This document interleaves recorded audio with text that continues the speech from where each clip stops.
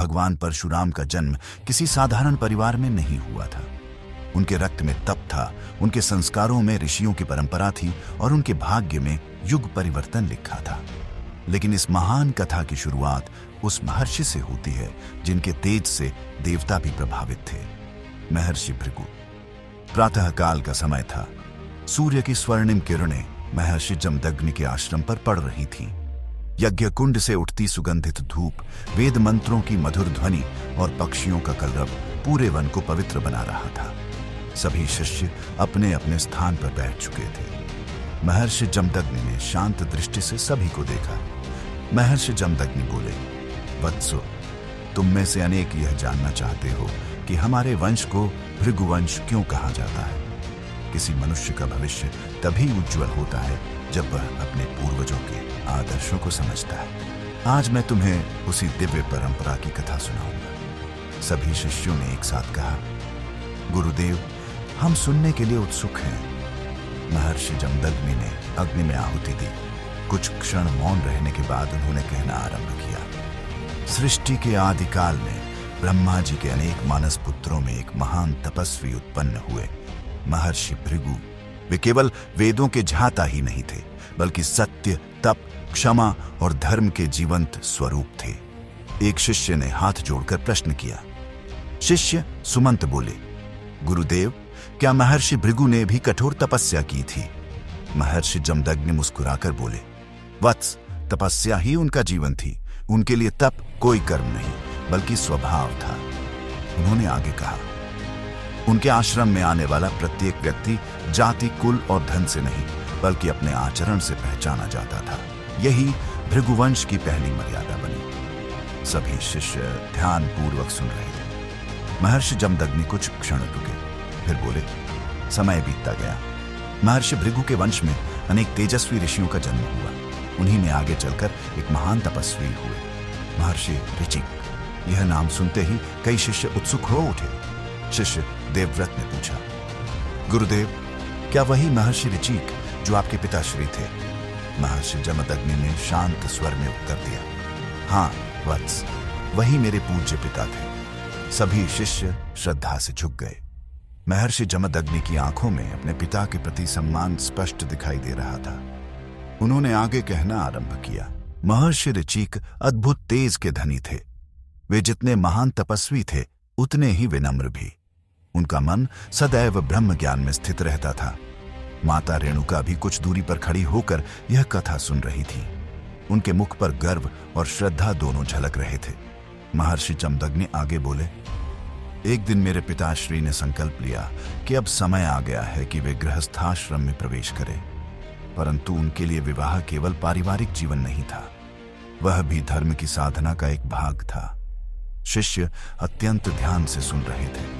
उन्हें अनुमान भी नहीं था कि महर्षि ऋचिक के इसी निर्णय से आगे चलकर एक ऐसी घटनाओं की श्रृंखला प्रारंभ होगी जो अंततः भगवान परशुराम के अवतार का कारण बनेगी। उसी समय महर्षि जमदग्नि ने आकाश की ओर देखा, मानो वर्षों पुरानी स्मृतियां उनके सामने सजीव हो उठी हो। उन्होंने धीमे स्वर में कहा, और फिर मेरे पिताश्री की भेंट हुई महाराज गादी की पुत्री सत्यवती से। यहीं से इतिहास ने एक नया मोड़ लेना आरंभ किया। वन में शीतल पवन बह रही थी। यज्ञ कुंड की अग्नि शांत गति से प्रज्वलित थी। सभी शिष्य एकाग्र होकर महर्षि जमदग्नि की वाणी सुन रहे थे। महर्षि जमदग्नि ने आगे कहना आरंभ किया, वत्सो, उस समय कान्य कुब्ज के राजा थे महाराज गादी। वे सत्यप्रिय और प्रतापी राजा थे। उनकी एक अत्यंत गुणवती पुत्री थी, राजकुमारी सत्यवती। शिष्य सुमंत ने विनम्र स्वर में पूछा, गुरुदेव, क्या महर्षि ऋचिक ने स्वयं महाराज गादी से सत्यवती का वरण करने की प्रार्थना की थी? महर्षि जमदग्नि बोले, हाँ वत्स। महर्षि ऋचिक स्वयं महाराज गादी के राजप्रासाद पहुंचे और धर्मसम्मत रीति से सत्यवती का वरण करने का निवेदन किया। महर्षि जमदग्नि की वाणी के साथ ही मानो दृश्य सजीव हो उठा। कान्य कुब्ज का विशाल राजप्रासाद, राजसभा में विराजमान थे महाराज गादी। उसी समय सभा के द्वार पर एक तेजस्वी ऋषि का आगमन हुआ। सभा में उपस्थित सभी जन सम्मान से खड़े हो गए। द्वारपाल ने हाथ जोड़कर कहा, महाराज, महर्षि ऋचिक पधारे हैं। महाराज गादी तुरंत अपने सिंहासन से उठे और आगे बढ़कर बोले, ऋषिवर, आपके चरणों में मेरा प्रणाम। कृपया इस सभा को पवित्र करें। महर्षि ऋचिक शांत स्वर में बोले, राजन, आपका कल्याण हो। महाराज गादी ने उन्हें उच्च आसन प्रदान किया। कुछ क्षणों के बाद उन्होंने विनम्र भाव से पूछा, ऋषिवर, आज आपके आगमन का क्या उद्देश्य है? महर्षि ऋचिक ने बिना किसी संकोच के उत्तर दिया, राजन, यदि आपकी और राजकुमारी सत्यवती की सम्मति हो तो मैं धर्म सम्मत विधि से उनका पानी ग्रहण करना चाहता हूं। सभा में कुछ क्षण के लिए पूर्ण मौन छा गया। महाराज गादी गंभीर हो गए। वे जानते थे कि उनके सम्मुख कोई साधारण तपस्वी नहीं बल्कि महान ऋषि खड़े हैं, किंतु वे अपनी पुत्री का विवाह अत्यंत विचारपूर्वक करना चाहते थे। कुछ क्षण सोचने के बाद महाराज गादी बोले, ऋषिवर, आपके तेज और तप का मैं हृदय से सम्मान करता हूं, किंतु हमारे कुल में एक प्राचीन परंपरा है। महर्षि ऋचिक ने शांत स्वर में पूछा, राजन, कृपया स्पष्ट कहिए। महाराज गादी बोले, जो भी मेरी पुत्री का वरण करना चाहता है उसे कन्या शुल्क के रूप में 1 सहस्र ऐसे अश्व प्रस्तुत करने होंगे जो पूर्णतः श्वेत हों, पर प्रत्येक अश्व का केवल एक कान श्याम वर्ण का हो। सभा में उपस्थित सभी लोग जानते थे ऐसे अश्व प्राप्त करना लगभग असंभव था। सबकी दृष्टि महर्षि ऋचिक पर टिक गई, किंतु उनके मुखमंडल पर न आश्चर्य था, न निराशा, न क्रोध। वे शांत रहे। कुछ क्षण बाद महर्षि ऋचिक मुस्कुराकर बोले, राजन, यदि यही आपकी धर्म सम्मत शर्त है तो मैं उसका पालन करने का प्रयत्न करूंगा। इतना कहकर उन्होंने महाराज गादी को प्रणाम किया और राजसभा से बाहर निकल गए। सभा में बैठे अनेक मंत्री आश्चर्यचकित थे। एक मंत्री ने धीमे स्वर में महाराज गादी से कहा, महाराज, क्या कोई मनुष्य ऐसे अश्व प्राप्त कर सकता है? महाराज गादी गंभीर स्वर में बोले, यदि कोई प्राप्त कर सकता है तो वह महर्षि ऋचिक जैसे तपस्वी ही होंगे। उधर राजमहल के एक झरोखे से राजकुमारी सत्यवती ने यह पूरा दृश्य देखा। उन्होंने महर्षि ऋचिक के मुख पर न अहंकार देखा, न असंतोष, केवल धैर्य और विनम्रता।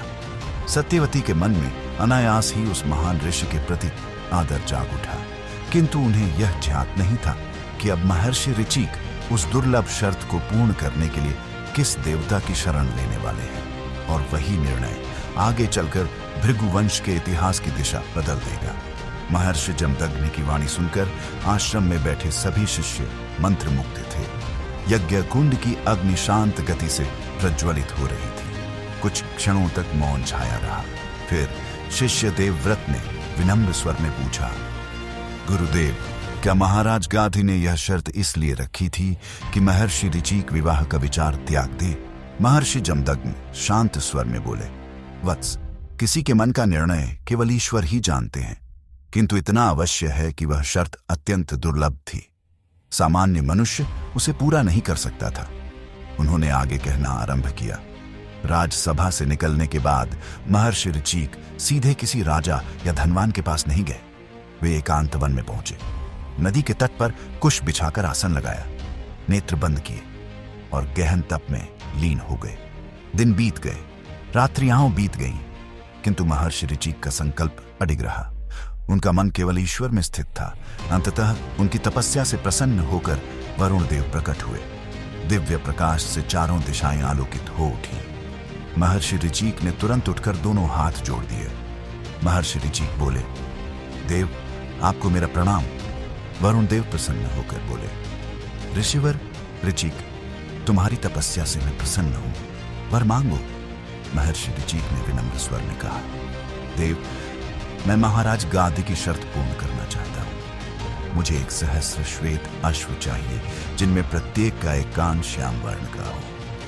वरुण देव के मुख पर मंद मुस्कान आई। वरुण देव बोले, ऋषिवर, तुम्हारा उद्देश्य धर्मसम्मत है, तुम्हारी इच्छा पूर्ण होगी। इतना कहते ही दिव्य प्रकाश चारों ओर फैल गया।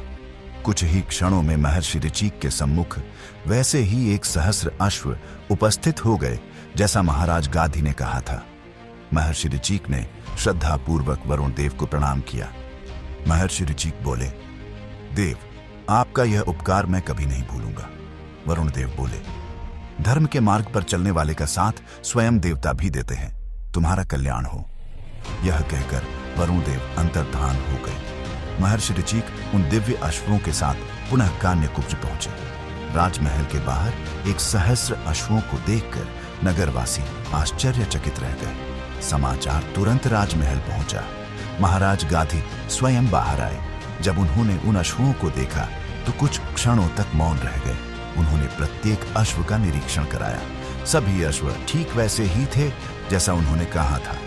महाराज गाधी ने श्रद्धा से महर्षि ऋचिक की ओर देखा। महाराज गाधी बोले, ऋषिवर, आपने असंभव को संभव कर दिखाया। आज मुझे ध्यात हुआ कि तप का बल राजबल से कहीं महान होता है। महर्षि ऋचिक विनम्र स्वर में बोले, राजन, यह मेरे तप का नहीं, देव कृपा का फल है। महाराज गाधी ने प्रसन्न होकर अपनी प्रतिज्ञा निभाई। वैदिक विधि से महर्षि ऋचिक और राजकुमारी सत्यवती का विवाह संपन्न हुआ। ऋषियों ने वैदिक मंत्रों का उच्चारण किया। अग्नि को साक्षी मानकर दोनों ने धर्मपूर्वक गृहस्थ जीवन का आरंभ किया। आश्रम में कथा समाप्त करते हुए महर्षि जमदग्नि बोले, वत्सो, स्मरण रखो, तप, धैर्य और सत्य के सामने असंभव भी मार्ग दे देता है। मेरे पूज्य पिता ने बल से नहीं, तप और विनम्रता से अपना उद्देश्य प्राप्त किया था। सभी शिष्यों ने श्रद्धापूर्वक प्रणाम किया, किंतु यह तो केवल आरंभ था, क्योंकि अभी एक ऐसा प्रसंग शेष था जो आगे चलकर मेरे जन्म का कारण बनेगा, और उसी से भविष्य में भगवान परशुराम के अवतार की भूमिका भी तैयार होगी।